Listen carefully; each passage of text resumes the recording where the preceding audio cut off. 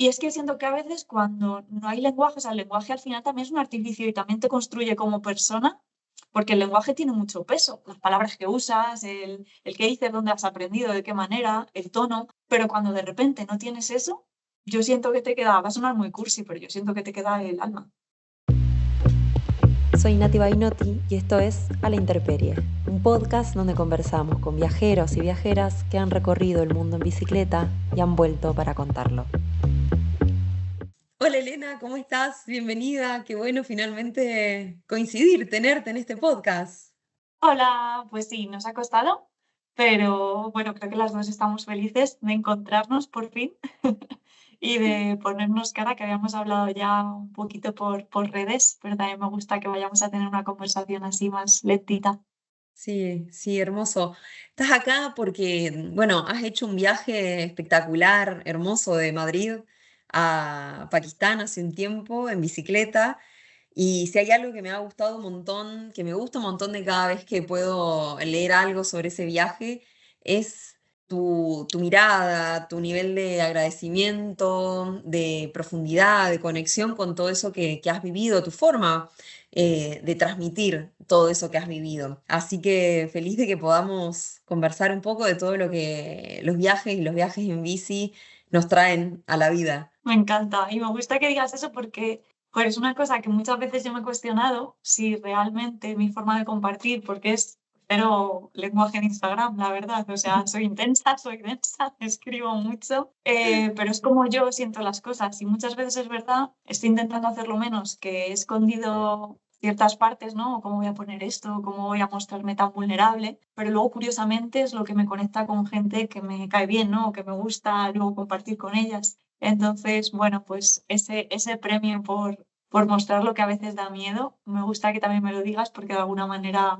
bueno, pues eso, me reafirma, ¿no? En que está bien contar y expresar tal y como somos. Sí, qué importante. Bueno, ojalá seguramente esto vuelva a salir, salga, ¿no? Ahora podamos profundizar un poco en la charla. Antes de empezar, me encantaría hacerte una pregunta, como proponerte un ejercicio en realidad. Así que te voy a proponer que podés cerrar o no los ojos, pero que te imagines que estás en tu carpa, que está amaneciendo, que empieza el día, ¿no? De a poco vas sintiendo eso, los rayos del sol, cómo te calienta, cómo empieza el cuerpo a entrar en calor y te despertás, abrís el cierre, te asomás y ahí afuera está tu bici, están tus zapatillas, están tus cosas y mirás afuera. ¿Dónde estás? ¿Qué es lo primero que ves? Buah, ha sido brutal porque, o sea, me has llevado directamente a Irán. No recuerdo cómo se llama la zona, me acuerdo de los nombres de un montón de personas, pero de los nombres de ciudades, la verdad, no. Habíamos subido un puerto por la zona del Kurdistán iraní y habíamos dormido, pues no sé, bastante alto. Después, además, que cuando llegué a ese sitio, las mujeres se quitaban el velo, a veces en el coche lo alzaban, ¿no? Fue como muy emocionante también haber subido hasta allí. Y estaba ahí con mi camiseta fea, con la que dormía pasando calorcito ese por la mañana que viene, también con el aire, y era una zona de Irán que fue brutal, ahí en la frontera con Irak, y llevaríamos 20 días o así, yo creo, por Irán. Qué hermoso. ¿Y qué estación es? Ah, ¿Qué qué época. estación? ¿Qué época del Eso fue, año? fue en octubre, lo que pasa es que cambió mucho la temperatura, porque entramos por la parte de Irán ya con mucho calor, pero esta zona es muy montañosa y bastante alta, entonces ahí no hacía tanto frío, ni la sensación era como de ese calor denso, pero sí era octubre. ¿Y qué vas a desayunar? Wow, vaya preguntas, me encantan. Joder, me ha venido que avena, no creo porque allí no había. Supongo que cualquier trozo de pan, dátiles que nos hubiese dado cualquier persona o fruta, porque la gente se iba parando, nos daba comida. Era como muy impresionante sí, cómo te recibe la gente en Irán. Entonces, cualquier cosa que nos hubiese dado en el día de antes, al estar en Kurdistán, yo creo que sería eso. Sería pan, habría dátiles y seguramente algún trozo bueno, pues, de algún dulce o algo así. Hermoso, hermoso. La avena es como el pensamiento por default del desayuno, ¿no? El No, pensamiento que nos sale por... Y después como, no, pará, ya me parece que no, hubiese sido otra cosa. tengo que confesar que a eso, al huevo cocido y al cuscús, le cogí muchísima manía. O sea, fue como, no lo soporto, pero bueno. porque son grandes aliados, pero bueno, llega un momento en que a veces es Mm, necesario, necesitas cambiar a otra cosa, sí, imagino. totalmente, totalmente, sí, sí, sí. Para empezar, la primera pregunta que me gustaría hacerte, porque algo de lo que estuve cuando leía, ¿no? Sobre, o te escuchaba, sobre este empezar a viajar, este querer salir a hacer este viaje, es que recibiste muchos, y que esto me lo has contado también vos, me has recibido muchos, no vas a poder, ¿no? O a quién, que incluso el a quién le querés gustar con esto, te han Sí, llegado a decir, ¿no? Entonces, me imagino que el estar, que creo que es algo que nos ha pasado a muchas, y el estar recibiendo de tantos lados, cómo nos abruma, ¿no? Y nos corre de nuestro centro y de lo que nosotras mismas creemos para nosotras. Entonces, esto, quería que nos cuentes más sobre esta idea de haber dejado de escuchar, de correrte de ese lugar, ¿no? De no escuchar todos esos no vas a poder y escuchar lo que vos querías hacer, que era hacer este viaje. sí, yo creo que, bueno, pues que nos ocurre mucho que a veces nos colocamos en, pues en el mecanismo, la personalidad que vamos construyendo un poco que quiere contentar también al resto. Y yo siempre estaba en una dualidad. O sea, yo siento que por una parte estaba queriendo hacer estas grandes cosas, y digo grandes cosas porque lo eran para mí, no porque sean mejores. Y por otra parte también pues en contentar o en seguir un poco el camino normal, pero creo que era como inevitable. Entonces, de alguna manera creo que nadie se esperaba que en cualquier momento hiciese una cosa similar, no en bici, pero a la vez ni siquiera yo confiaba en que pudiese. Es decir, confiaba mucho en la intuición de que el mundo era bueno, de que lo que nos cuentan muchas veces no era tan real, de que, pues, sobre todo eso, tenía como mucha confianza en la humanidad. Algo que parece loco decirlo, pero sigo confiando mucho. Y confiaba mucho en que no pasaba nada si en algún momento era en bici y luego podía ser otra cosa. O sea, como que me daba igual, pero yo necesitaba viajar, necesitaba salir ahí fuera y ver qué había más allá de, pues, de mi territorio. Pero sí que es verdad que hubo un momento que fue muy difícil no escuchar porque eran mis padres, era mi familia. O sea, yo se lo conté a mi sobrino que tenía 12 años. Quiero decir que no podía hacer mucho soporte. Conmigo sí, pero no familiarmente, ¿no? Y a dos primos más. Y era como muy duro ver que ni siquiera escuchaban el plan, ¿no? Era simplemente el no, no vas a poder, o la risa o la broma que se utiliza muchas veces, ¿no? Para ejercer violencia o para justificar que no te están diciendo grandes cosas, pero ahí te van metiendo lo que opinan. Y sí que hubo un momento que dije, bueno, yo me voy a ir, con vuestro amor o no, yo me voy porque ya no podía soportar más tiempo estar fingiendo como estas dos partes, ¿no? Le había pasado una enfermedad, habían pasado muchas cosas que yo tenía claro que no iba a estar esperando a que la vida me gustase un poco más. Era lo que quería probar y lo que durase, duraría. Fue duro porque ni siquiera mis amigas, o sea, lo que digo, ni siquiera mis amigas escuchaban un poco el plan. Yo me acuerdo que una vez lo intentó y me dijo, me lo conté hace poco, me dijo, pues yo miré y vi que no salía en Google Maps de camino hasta Nepal y fue como raro, pero sí que hubo un momento en la ruta, que además recuerdo dónde, llevaría como 300 kilómetros así, iba llorando, lo estaba pasando fatal, me dolía la tripa y notaba que era algo emocional, como si algo me estuviese frenando. Y me acuerdo en ese momento que paré en seco, tipo de película, Adrián iba por delante, paré en seco y pensé, o sea, ¿y si no puedo qué? Y entonces como que dije, da igual, si no puedo, o sea, me refiero, cuando no pueda, no puedo, cuando no quiera, no quiero. Pero ahora quiero pedalear y la respuesta fue como muy clara y como un sí. Y entonces ahí fue como que, ¡fum! Te lo juro, o sea, fue una sensación como que todo se fue un poco, la voz de mi madre, que luego mi madre me apoyó un montón, pero es verdad que al principio también tenía mucho miedo. Se fueron todas esas voces y desde ahí te prometo que empecé a disfrutar. Pero te mentiría si te digo que no fue duro al principio, no tanto el viaje, o sea, el primer día del viaje era felicidad absoluta, pero sí de estar preparando y ver cómo Adrián, nadie se lo cuestionaba, y yo, véase, porque soy mujer, porque no había hecho mucho deporte antes, por lo que fuese, siempre era la broma, el no vas a poder, el no me despido de ti porque, bueno, te voy a ver en 15 días. Y toda esa presión, que como no tengas cuidado con ella y no la coloques en un lugar, al final es por lo que acabas pedaleando, como para demostrar, ¿no? Entonces, bueno, pues yo creo que fue ese momento subiendo un puerto de Soria cuando me pregunté a mí misma si yo lo quería hacer y sí que lo quería hacer y ahí me olvidé un poco de ese no. Y ya no era tanto como os jodéis que lo estoy haciendo, sino mira qué bonita la vida y mira lo que estás haciendo, pero como algo interno. Y es un gran cambio eso, ¿no? En el viaje. hace como un gran clic el darse cuenta de que al menos una puede tomar esa decisión. O sea, a mí te escuchaba y me recordaba también, ¿no? Cuando empecé a viajar en bici, que me decían, no, es que no vas a poder subir, porque no estás en buen estado físico, no vas a poder llegar hasta allá pedaleando, hace dedo que te lleven en bici y solamente hacer las bajadas. Y cuando Sí, decís, bueno, pero yo acá también puedo decidir sobre mi viaje, como esto. O sea, si ahora puedo, si ahora quiero. Y me imagino que a partir de ahí ha sido como que hace un cambio, ¿no? En cómo te relacionás, esto que decís, se suelta y empezás a disfrutarlo. Me imagino que a partir de ahí el viaje también tomó otra consistencia, porque también tomó como otra consistencia tu relación con tu propio diálogo en ese mm, momento. sí, totalmente. Es que fue como, dejó de ser una demostración para empezar a ser un viaje. O sea, porque de repente incluso si ese día pues me encontraba mal, podía parar. De la otra manera, sentía como con culpa y ese malestar que puede pasar. Pues yo qué sé, porque tienes la regla ese día, que ni siquiera tiene que ver con una cuestión física del viaje. Pues de repente no pasa nada, ¿no? Es como un día más. Ya está, paro. Y de otra manera venían como esos fantasmas de podrás, pero ¿poder qué, no? Entonces sí que cambió mucho que de repente pues ya no era un logro, sino una decisión que había tomado y que me hacía disfrutar y que me hacía vivir lo que estaba haciendo como con mucha más presencia, ¿no? Sin ese coro de la iglesia que digo yo, que estaba detrás juzgando lo que estaba haciendo y si era suficiente. Qué hermoso. Hablando de cambios en el viaje, cuando yo leo, o etapas, ¿no? A veces a mí me da la sensación de que un viaje largo está hecho como por muchos microviajes, ¿no? Son como microviajes pegaditos, encadenados.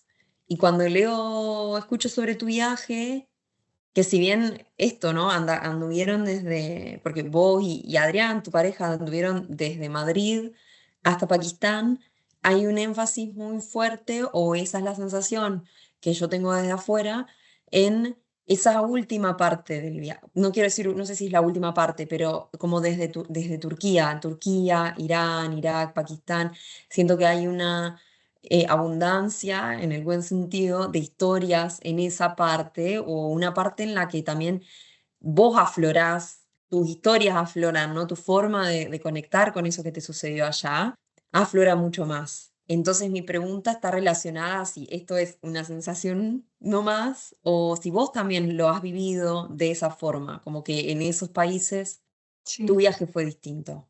Sí, yo creo que hay, como tú dices, o sea, para mí hay tres partes del viaje. Está la parte hasta Hungría y lo que yo siempre digo es que hay que entender, o sea, si se quiere entender mi viaje, se tiene que entender también que yo acababa de conocer a mi pareja 2 meses y medio antes de empezar a pedalear. Yo quería hacer este viaje, yo, bueno, lo conozco. En ese momento pensé, además siempre ponía el mismo ejemplo, si hubiese conocido a Adrián en India, le hubiese dicho que si nos vamos a viajar juntos, ¿por qué no aquí, no? Pero claro, te vas conociendo a una persona en un momento en el que también te estás conociendo a ti, porque yo no había viajado antes en bicicleta, más allá de un viaje de 7 días en Holanda. Entonces, creo que de alguna manera, inconscientemente, ¿no? Y también Adrián era como deportista, estaba mucho más fuerte que yo, venía de correr maratones por montaña. Eso que al final te comparas siempre con el que va un poco más delante, al que le cuesta un poco menos. Entonces, yo creo que hasta Hungría, inconscientemente y de alguna manera, también estaba en la conquista, que nos pasa a todas, ¿no? Cuando estamos al principio de una relación, pero a la vez también estás intentando entender cómo eres tú viajando en ese momento. Y sí que al principio pues éramos un poco más distintos, Adrián lo tenía que tener todo mucho más planificado, le gustaba saber los kilómetros exactos, dónde vamos a parar, dónde tal. Yo no, yo simplemente quería sentir y a lo mejor ahí sí que conocimos a gente maravillosa. Adrián necesitaba un poco más el llegar. Yo estaba feliz en ese momento, pero hay como, bueno, no se tenía tampoco esa conversación de, oye, paramos más, ¿no? Era como un viaje, bueno, estamos viendo. Y sí que es verdad que yo siento que en Hungría nos construimos ya mucho más fuerte como pareja. También fue como difícil la situación de Hungría. Estamos viviendo en un hostel con 8 personas. Era bastante loco. Esta situación da para un podcast. Y ahí como que nos construimos de una pareja y de repente yo ya no sentía que estaba conquistando a nadie, sino que era mi viaje. O sea, yo a partir de Rumanía era absolutamente el... Es que no sé cómo decirte, la conexión que... Soy así. En general soy así. Me cuesta muy poco conectar con las mujeres, pero de repente en Rumanía me parecía normal y no tenía como que... No pensaba tanto en si a Adrián le molestaba, si se quería ir, si a lo mejor tenía, yo qué sé, tener en cuenta algo, es simplemente, pues yo me dejaba llevar y Adrián tiene boca que me diga si se quiere ir o no. ¿Sabes? Como que dejé de mirar un poco más el entorno para mirar, sí, para mirar qué estaba sintiendo yo. Y yo sí que siento que desde Rumanía disfruté el viaje muchísimo, muchísimo más. Al principio también, pero creo que era una cuestión también física, ¿no? De ver cómo mi cuerpo iba reaccionando. Y siento que a partir de Rumanía fue como mi corazón abierto y recibiendo, y decías tú al principio, ¿no? Esa gratitud.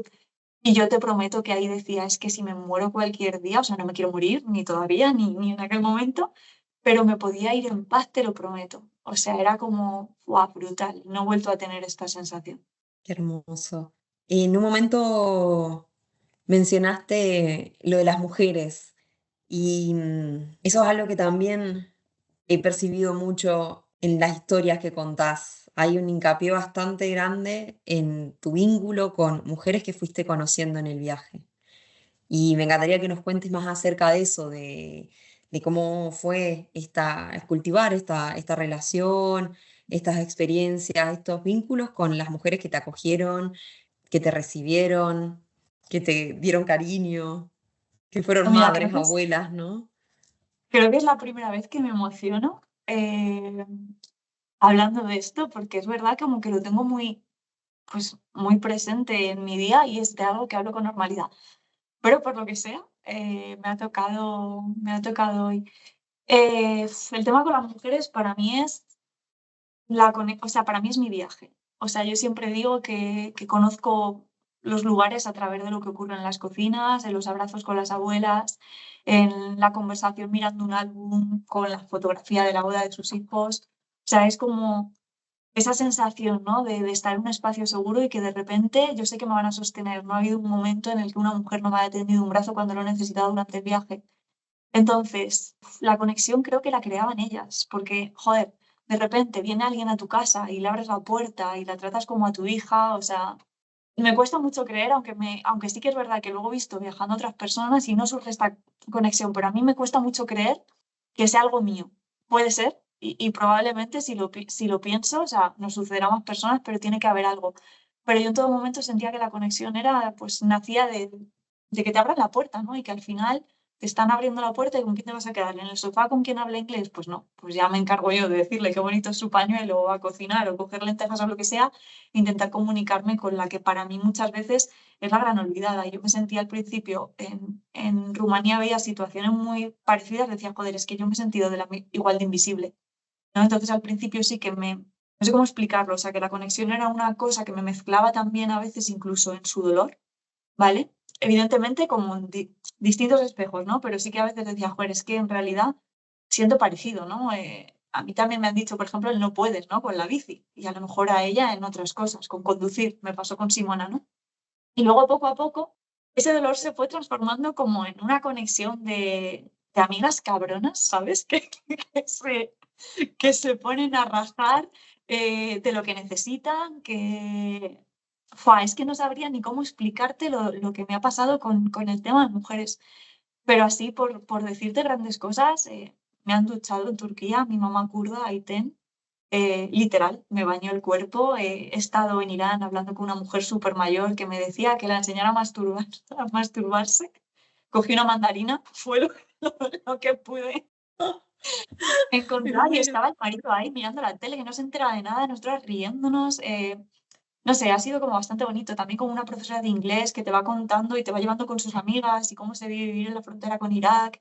No sé, es que han sido como una ventana a un mundo que creo que no hubiese accedido si ellas no me hubiesen dado ese permiso y esa confianza y también la generosidad de mostrarse tal y como son, ¿no? Que ellas me decían, joder, es que contigo puedo ser como soy, porque muchas veces en mi entorno esto se juzga y yo, pues eso lo sentía muy parecido, porque yo también, no sé, lo he sentido así. Entonces, no sé si te he contestado la pregunta, pero siento que gracias a ellas mi viaje ha sido como ha sido.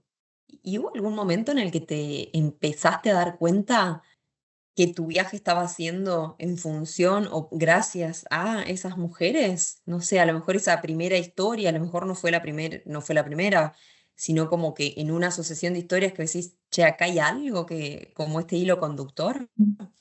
Pues creo que sí, creo que fue en Rumanía. Eh, bueno, en el hostel sí que me empezó a pasar que mucha gente venía a hablar conmigo, incluso de países en los que no teníamos idioma en común. Y sí que había una mujer que no se acercaba a nadie, pero sí se acercaba a mí. Y tuvo un gesto bueno, no hablaba con nadie y me dejó como un vaso de agua porque yo estaba tosiendo y fue como un gesto de amor tan agresivo, pero tan brusco, pero para decir, vale, me está mirando. Y ahí sí que pensé, wow, en realidad siempre conecto más con las mujeres que con los hombres, pero ahí se quedó, ¿no? La idea.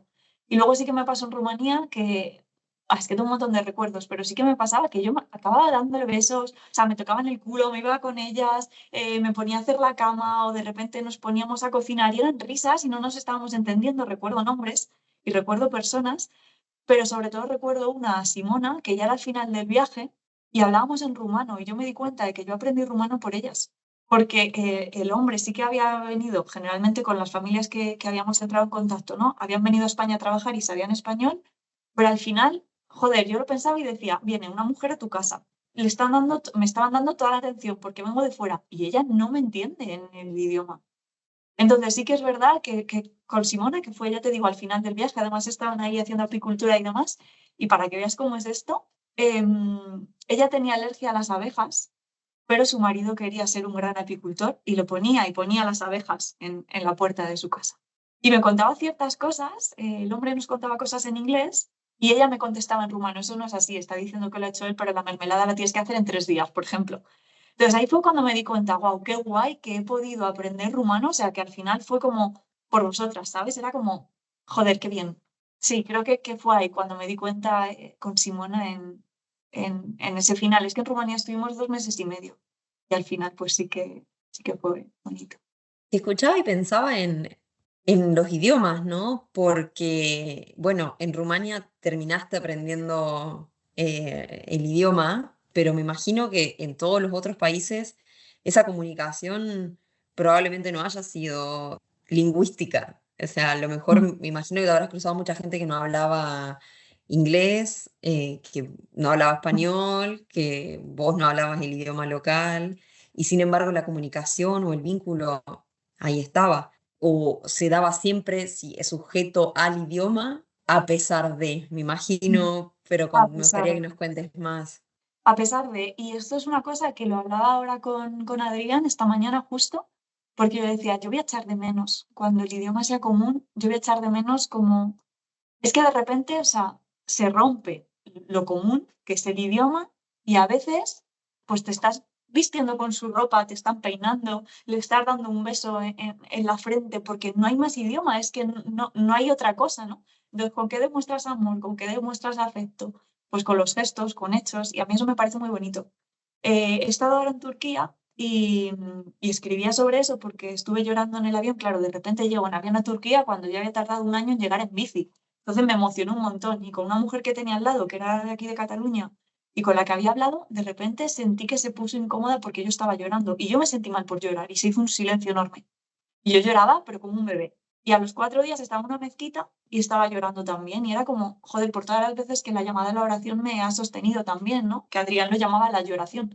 Porque yo me sentaba ahí, me ponía a llorar como precioso. Y llegaron 2 mujeres, 2 hermanas gemelas, intentaron comunicarse conmigo. Yo les intentaba decir que no, que estaba bien. Y como no me entendían, cada una me dio un beso en la cabeza y me llevó a tomar un té. Y ellas estaban en Ramadán y no se tomaban un té. Y al final me quedé con ellas, estuvimos leyendo el Corán, bueno, leyendo yo con el traductor con el móvil haciendo fotos, le enseñaba mi viaje, sí que turco aprendimos también un poco, entonces le explicaba más o menos lo que recordaba del turco, que había estado viajando en bicicleta, los puntos en los que habíamos estado. Y es que siento que a veces cuando no hay lenguaje, o sea, el lenguaje al final también es un artificio y también te construye como persona, porque el lenguaje tiene mucho peso, las palabras que usas, el qué dices, dónde has aprendido, de qué manera, el tono, pero cuando de repente no tienes eso, yo siento que te queda, va a sonar muy cursi, pero yo siento que te queda el alma. Qué lindo. Con lo básico, no, no lo básico, lo esencial, en realidad, lo más primigenio, ¿no? Lo que, porque a veces incluso hablando el mismo idioma podés no conectar. Y a veces también el Totalmente. hablar el mismo idioma es como un velo para Mm, que no te permite conectar desde ese otro, sí, sí, desde otro lugar en el que ya no hay palabras y mm, que a lo mejor solamente tenés los gestos o esta amorosidad.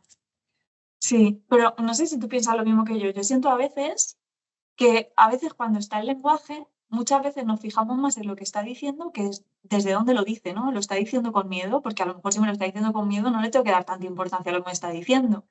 Y sin embargo es verdad, o sea, que automáticamente lo hago, ¿no? Pero es verdad que en ciertos países y sobre todo con ciertas mujeres es que te queda algo como tan puro como un apretón de manos. O como de repente ves que alguien le hace un gesto, su hijo o su vecina, que no le ha gustado y de repente te guiña un ojo o te pega un pellizco en el culo y hay una comunicación ahí como, joder, para mí es precioso, porque no nos entendemos, pero sabemos, o sea, no nos entendemos, sí nos entendemos, pero tenemos un lenguaje distinto, ¿no? Que es más corporal.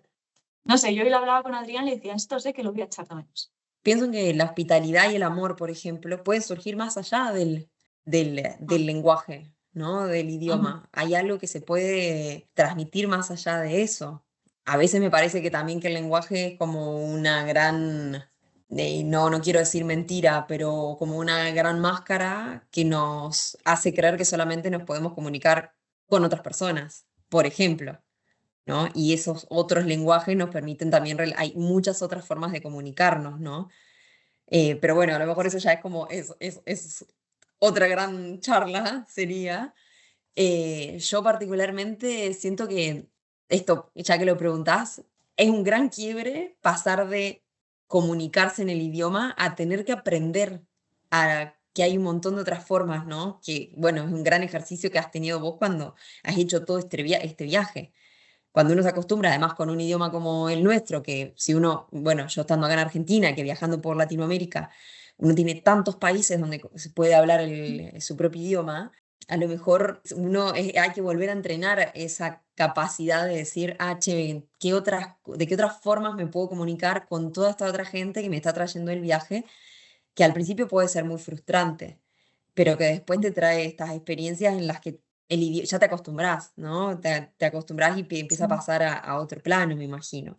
Sí, para mí lo frustrante muchas veces era el comunicarme en inglés, porque, a ver, yo ahora hablo en inglés, pero cuando, bueno, tampoco puedo comunicarme como quiero, ¿no? Y yo es verdad que me daba cuenta que me frustraba mucho y recuerdo un momento con un chico, con Mathieu, que él era de Suiza y con Adrián hablaba en inglés y yo cambiaba todo el rato al francés. Y ahí sí que me sentía frustrada, pero porque entendíamos a nivel mente, ¿no? Que teníamos que hablar a través de las palabras.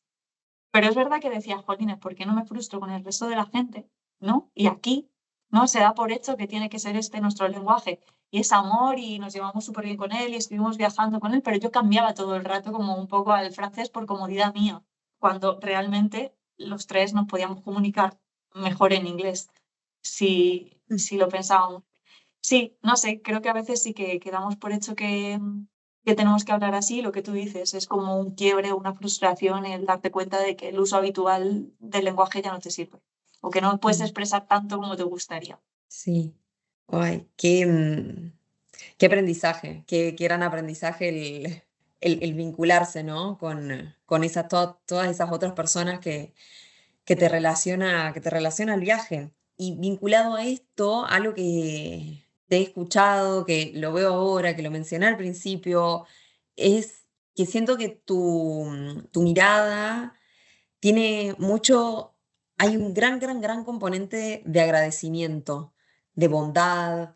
Creo que esas tres palabras lo resumen mucho, mucho. Yo veo mucho agradecimiento en tus textos, o sea, en lo que estuve leyendo de lo que escribiste en el viaje, porque a mí me parece que, a ver, que uno tiene una mirada, ¿no? Y a veces hay gente en la que se ve muchísimo la aventura, el límite, y yo siento que con vos es eso lo que sale, es el agradecimiento y la bondad, el amor para con el mundo y para con las experiencias. Me encantaría esto, ¿no? Como conversar sobre esto, porque si bien pareciera que es algo que hay que dar por sentado, como si todos, así como, ¿cómo no vas a estar agradeciendo que estabas en viaje? La mirada puede pasar por otro lado. Wow. Pues sí, sí, y es que es fuerte, es como que estás tocando como ciertos puntos. Lo escribía justo esta mañana y creo que lo llega a publicar, que es ojalá nunca normalice la belleza del mundo, ¿no? Aunque eso implique dar la brasa, aunque eso implique ponerme pesada, ser intensa, ¿no? Para lo bueno y para lo malo, ahora entiendo que es más para lo bueno que para lo malo, pero a veces la intensidad esta, ¿no? Con la que siento, pues me ha costado en otros momentos. pues que soy así. Entonces, igual que a veces hay, cada vez menos, ¿eh? Es verdad que generalmente es como que conecto con la gratitud muy fácil. No lo sé, es que yo me siento en una piedra, veo un rayito de sol y digo, joder, es que amo la vida, es que soy así. O sea, es que no te puedo decir más. Entonces, claro, imagínate todo eso multiplicado por todas las cosas bonitas que te pasan cuando estás viajando, cuando estás pedaleando, cuando estás conociendo una pareja que cada día la amaba y ahora es mi marido, ¿no? Entonces, ¿cómo no iba a estar agradecida? Si es que no me salía a estar desde otro sitio. Pasé por miedo, pasé por un montón de situaciones, ¿no? Y pasé por enfado también, pero es verdad que en general vivo enamorada de la vida. Eso es así. No sé contestarte a esta pregunta porque es como muy difícil de hablar de algo que siento que soy, que me sale solo. Claro, creo que ni siquiera te hice una pregunta, porque son esas Vale. cosas en las que, no sé, era más un compartir, ¿no? Porque yo te leí y digo, hay tanto agradecimiento que es tan contagioso, es tan esperanzador.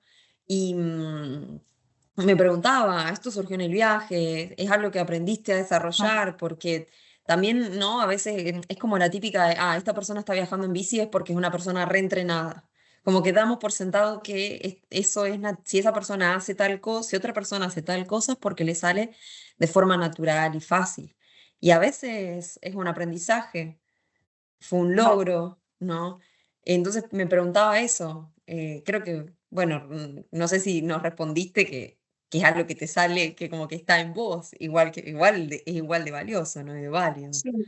Pero al decirme esto, creo que más que un aprendizaje o un logro, creo que fue un regalo. O sea, siento que es una mierda que yo tuviese que pasar una enfermedad, pero la pasé. Y fue una inflamación en la hipófisis, por una picadura garrapata, bueno, me afectó el sistema nervioso y luego me encontraron un carcinoma en el útero. O sea, fueron como varias situaciones ahí.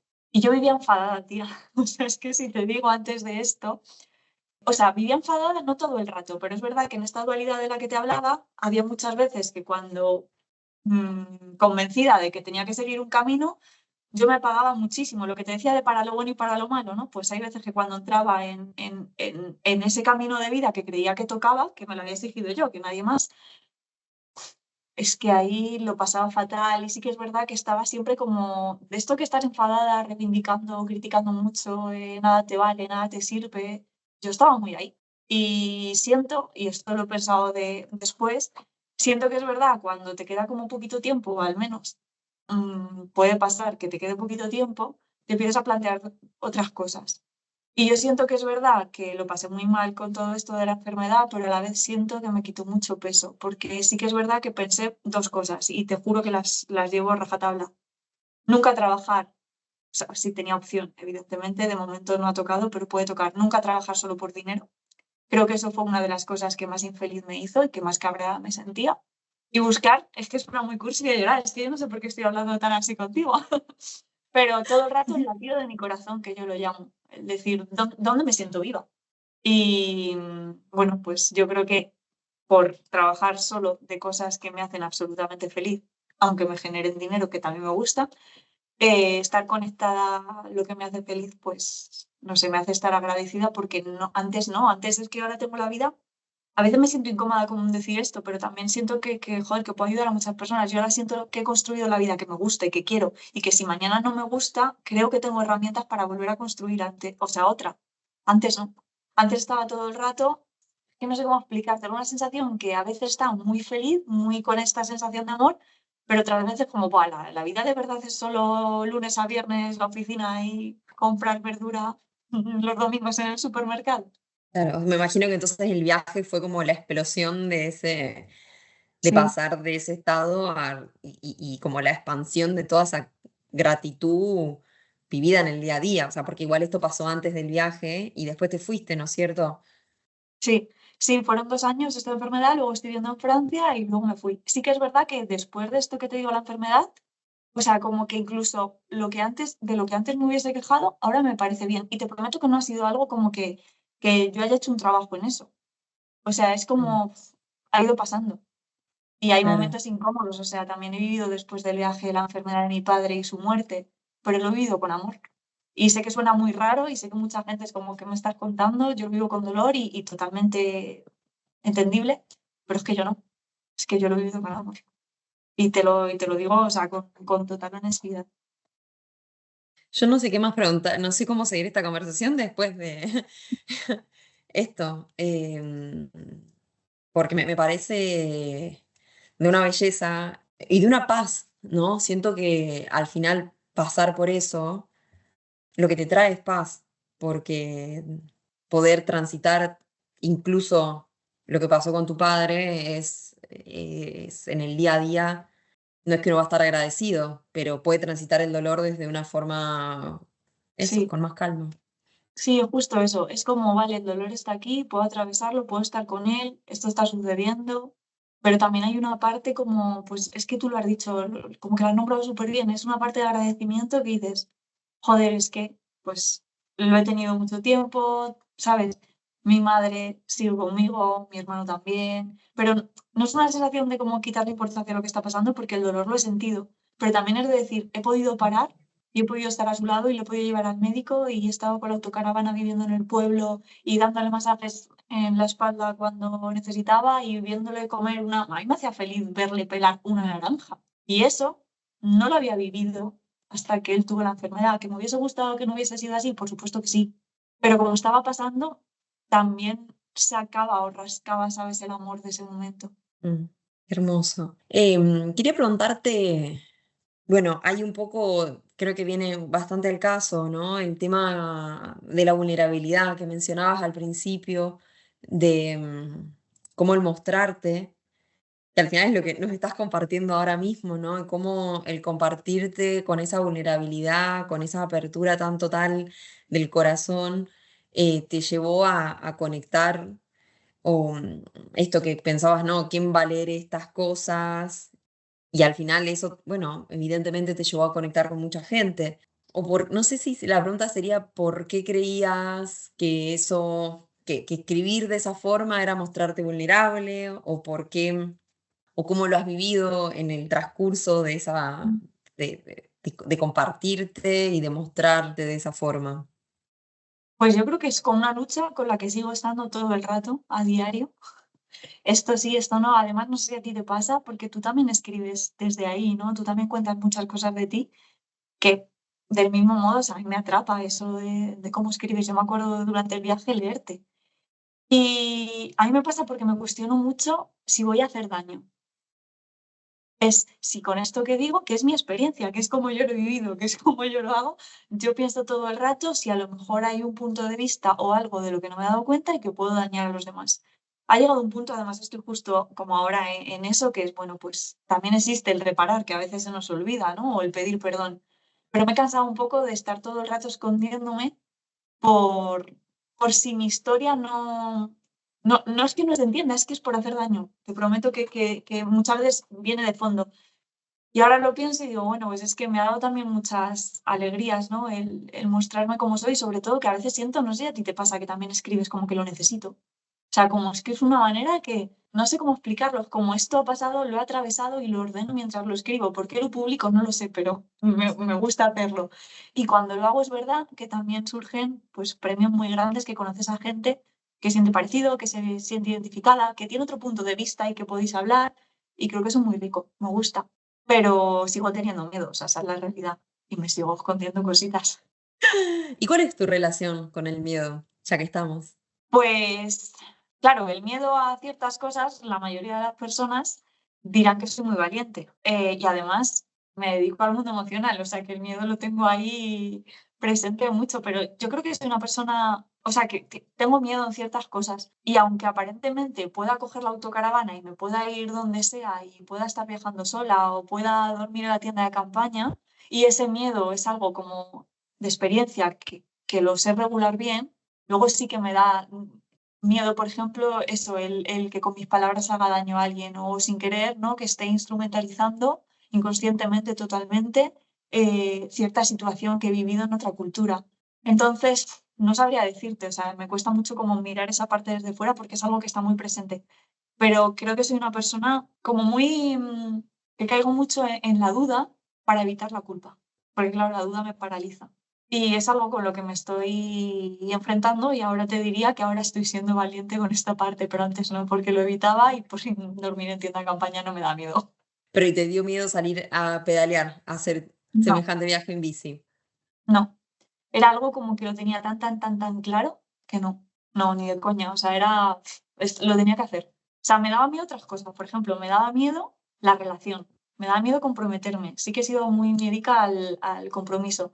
Y yo al principio quería salir con 2 tiendas de campaña, con 2 camping gas, y Adrián me decía, te prometo que si lo dejamos te doy todo, pero no vamos a ir, ¿sabes? Cargando un Y eso montón de pues cosas. sí, y eso pues bueno, pues lo hemos ido viendo también, según nos hemos ido construyendo como pareja, o sea, ese miedo se me ha ido. Me da mucho miedo también a desaparecer en la pareja, ¿no? Porque es verdad que muchas veces en esta, no sé si a ti te ha pasado también, pero me ocurría que cuando nos preguntaban sobre el viaje, a mí me preguntaban directamente que por qué le seguía. Y eso me encabronaba en ese momento. Y me daba miedo como desaparecer en el otro. Ahora no, no lo sé. De hecho, vinculándolo con lo primero, ¿no? Porque, digo, esta pregunta yo no sé si se la estoy haciendo a los hombres, pero porque directamente creo que a los pibes no les dicen, che, vos no vas a poder hacer esto, no vas a poder irte de viaje en bici. Así como es la mujer, sos vos como mujer la que está siguiendo al pibe y no al revés. Sí, Como que mira. sin pensarlo, ¿no? Tal vez nadie se lo pone ni siquiera a pensarlo, es el automático que sale. Mira, el otro día me dijeron, bueno, me dijo una amiga, joder, te he llamado a ti dando por hecho que como ibas con la autocaravana, conducirías tú. Y es una amiga, o sea, quiero decir, es lesbiana, es polaca y se ha venido con 18 años a vivir aquí, habla 4 idiomas, quiero decir, que nos pasa a todas, que muchas veces también tenemos como ese punto de mira y me dijo, joder, me he dado cuenta, o sea, como que inconscientemente te llamé a ti porque pensaba que Adrián estaría conduciendo y luego cuando nos vio, pues vio que era yo la que estaba conduciendo. Y le dije que es verdad que a mí con la autocaravana, o sea, me he dado mucho cuenta que ha sido, o sea, yo me he cansado, de verdad, o sea, me he sentido súper acosada. ¿Por qué? Porque de repente es como vienen a ayudarte, ya ven que no hay nadie, y me ha agotado, pero me daba cuenta también que me escribía mucha gente, bueno, mucha, me escribieron algunas personas que me decían, me acuerdo de una que había vendido la furgoneta porque la había comprado ella, pero la había dejado con su pareja y ella no se atrevía a conducir. Y mucha gente decía, joder, es que tienes que atrever, y yo ya, pero es que durante mucho tiempo nos están, o sea, se da por hecho que no lo vamos a hacer. Entonces hay 2 personalidades. O voy con el cuchillo en la boca y por mi coño que puedo y eso es agotador, que a mí me ha pasado, o no te lo cuestionas porque van a estar mirando un montón de dedos señalando que cuando lo hagas mal no es porque estás aprendiendo, sino porque eres mujer. Y eso es agotador. Entonces yo entiendo que también a veces como que das un pasito atrás y dices, mira, pues vivo más relajada. Porque vivir con él, yo sola puedo, que es como la otra parte a la que polarizas de tantas veces que te dicen esto, también cansa. No sé si estás de acuerdo con lo que te estoy diciendo, pero yo lo vivo así. Sí, sí, sí, totalmente. Y de hecho, esto está re vinculado a lo que hablábamos también al principio, de que lo estás haciendo para demostrar que podés. Claro, sí, Como jódete. si no poder no No fuese puedo. también factible y Sí, que es independiente del género. O sea, es que a veces no podés y es normal que a veces uno no pueda, pero no es que no podés porque sos mujer. Entonces terminás sí, tal vez sobreforzándote.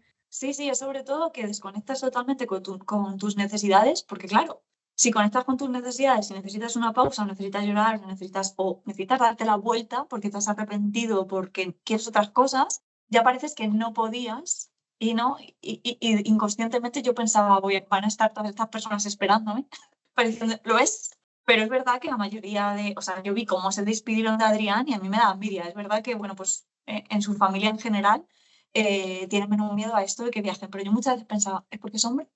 Creo que en el caso de su familia no, ¿no? Pero sus amigos sí. O sea, esto lo tengo clarísimo. Ay, bueno, lo importante es, o lo bueno, lo positivo de estos viajes es que al final nos van como despejando un poco ese camino, ¿no? Y que toda esa multiplicidad de cosas que suceden o de esas emociones, desde el miedo, la generosidad, la hospitalidad, que no son emociones, estoy haciendo ahí un menjunje, pero el agradecimiento, el darnos cuenta de nuestra capacidad, como todas esas marañas, todas esas cosas se van ahí, ¿no? Desplegando en el viaje. Y nos la vamos encontrando también, ¿no es cierto? Un poco a nuestro propio ritmo. Y creo que como última pregunta para ir cerrando, el otro día te escuchaba en, no sé si era un reel o una historia que subiste en Instagram, que hablabas de la conexión con una misma, ¿no? Y creo que este tema es algo muy, muy, muy tópico de los viajes, ¿no? El irse de viaje para conectar con una o uno mismo, que ya ni siquiera sabemos qué es, ¿no? Porque son estas cosas que las repetimos tanto, que a veces tenemos una idea de lo que queremos decir, pero me gustaba lo que decías y me gustaría que profundizáramos o que andáramos un poquito ahí, en esta cuestión a veces un poco idílica, ¿no? De lo que es el conectar con una misma y que nos compartieras también cómo fue, bueno, si vos en el viaje, en ese viaje en bici, tuviste un poco de esta experiencia, cómo lo viviste y qué conclusiones sacaste. Claro, es que lo que decía el otro día, por poner un contexto también a quien nos oyen, es que al final la conexión con una misma es entender qué te está pasando. O sea, saber qué estás sintiendo en tu momento presente. A veces va a ser incómodo y otras veces va a ser súper agradable cuando estás conectada pues, con esta parte a lo mejor más de gratitud. Para mí es muy difícil si viajas lento, ¿vale? Esto es como yo lo pienso, no entrar en contacto contigo misma, porque vas a tener hambre y vas a estar pedaleando, o sea, y vas a tener que ver que tienes hambre y tomar decisiones. O sea, creo que la conexión con una misma está muy ligado también a tener que tomar decisiones para cubrir tus necesidades. Y es que el viaje en bici tú lo sabes, a veces es donde duermo, donde como y lo otro se lo imagina también la gente. Para mí es muy difícil. Lo que pasa que sí que es verdad que nos han vendido, creo, una imagen, o hemos construido entre todos una imagen de que la conexión con uno misma siempre es súper maravillosa, siempre es meditativa, es como algo súper agradable y que si estás conectado contigo misma eres un yogi. No, la conexión con una misma es eso, o sea, es saber qué te está pasando. Y en mi caso, y a lo mejor por eso yo lo siento así, que pasa también al resto, no lo sé, cuando viajas lento, pues te preguntan mucho, tienes mucho tiempo para estar a solas. Entonces puedes o estar disociando, pero ¿cuánto tiempo puedes disociar durante un viaje en bici? Puedes estar metiendo estímulos, estar todo el rato haciendo excursiones, estar todo el rato viendo cosas, pero mi forma de viajar, que era el pedalear, el estar aunque vas en pareja, estás sola, o sea, estás con tu silencio. Entonces yo creo que sí, que por supuesto conecté mucho conmigo misma. Creo que a día de hoy lo sigo haciendo, solo que ahora tengo que hacer a veces esfuerzos. Y en el viaje en bici creo que es algo que te viene solo. A veces suceden cosas que te vienen, o sea, como que te vienen emociones súper incómodas y las dejas para después. Pero en mi caso, y no sé cómo lo vives tú, es como difícil que pase mucho tiempo sin atender a esa emoción o a ese mensaje que te está llegando. Estás súper, súper, súper en contacto con la intuición. Eso es estar en contacto contigo misma. O sea, la intuición al final se va eliminando a más ruido que vamos poniendo. Entonces, no sé, mi sensación es que el viaje sí que te conecta con una misma. El viaje, claro, como lo experimento yo, y el viajar lento, y a lo mejor me quedo un mes en un mismo sitio y hay mucho silencio y hay mucha pausa. Quizás otro tipo de viaje, como el que he tenido con mis amigas, por ejemplo, a Estambul, pues hasta que me quedé sola yo no conecté conmigo misma porque estaba todo, estaba las conversaciones, al ver un montón de cosas, al hacer, no sé si fueron 20.000 pasos que yo dije, hostia, si han dado tantos que no he hablado con nadie. Eso es imposible.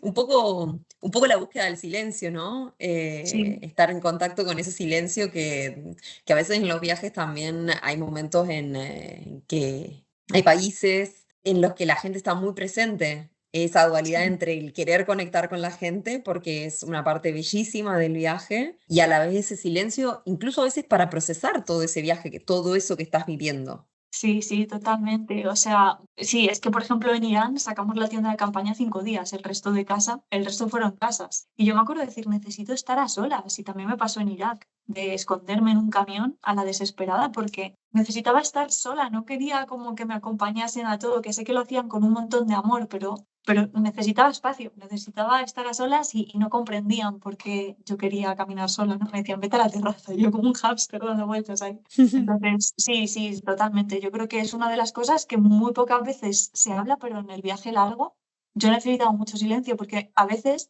sobre todo en bici, ¿no? En la autocaravana al final cierras la puerta y más o menos pasar desapercibida, ¿no? Pero la tienda de campaña es que tu casa es el mundo de repente y en el mundo hay gente y nunca, nunca, bueno, nunca no, pero muchas veces es difícil elegir si puedes estar esa tarde en silencio, si de repente aparece una experiencia a través de una persona, si alguien necesita algo, si de repente yo que sé, vienen a hablar contigo. Sí, yo necesito mucho silencio muchas veces y lo eché de menos a veces, ¿eh? Y porque también hay muchas Creo que en general, obviamente que depende un montón el tipo de viaje que uno haga y por dónde vaya, pero creo que la bici también, yo creo que en general, incluso aunque uno viaje solo, en bici no existe tanto la autosuficiencia. Esto del viajar solo, o sea, sí, uno se tiene que llevar agua, comida, la carpa, todo, pero hay un gran componente de dependencia del otro, ¿no? Porque necesitamos, muchas veces, para preguntar un lugar donde poner la carpa, necesitas a ese otro. Mm. Yo digo, Sí, depende un montón y no siempre es así, sí, pero la bici tiene algo de mucho contacto con las otras sí. personas. Sí, yo esto lo he dicho muchas veces que con la bici aprendí a pedir ayuda. Y siempre montaba la carpa avisando al resto. O sea, a mí esto, mucha gente es como que te vea al mínimo, como las mínimas personas posibles. Yo no. Yo como que la mujer que mejor rollo me dé sepa dónde estoy. Y sí, sí, total. Y de hecho, iba a decir al principio, pero yo ahora mismo creo que tampoco. Yo no sé arreglar un pinchazo de una bici. O sea, Mira, hasta ese punto. Me decía, bueno, pues yo qué sé, para un coche o hablo. Yo decía, soy maja. Pero claro, pedir ayuda en su sí, máxima expresión.